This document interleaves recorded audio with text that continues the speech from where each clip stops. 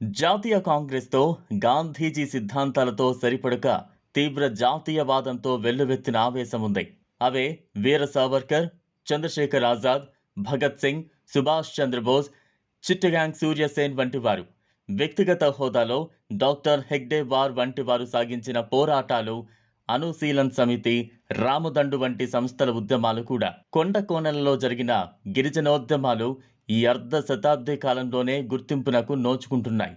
వాటి అధ్యయనం, నమోదుతోనే భారత స్వాతంత్ర్య పోరాట చరిత్ర క్రమంగా సమగ్రతను సంతరించుకుంటున్నది కూడా. అలాంటి గిరిజనోద్యమాలలో కీలకమైనది తూర్పు కనుమలలో జరిగిన విశాఖ మంజ విప్లవం. ఈ విప్లవ నాయకుడు అల్లూరి శ్రీరామరాజు మైదాన ప్రాంతం నుంచి మంజం వెళ్లి గిరిజనులను ఏకం చేసి భారతీయులు, ముఖ్యంగా తెలుగువారు ఏనాటికి మరిచిపోలేని ఒక మహోద్యమాన్ని నిర్మించారు శ్రీరామరాజు.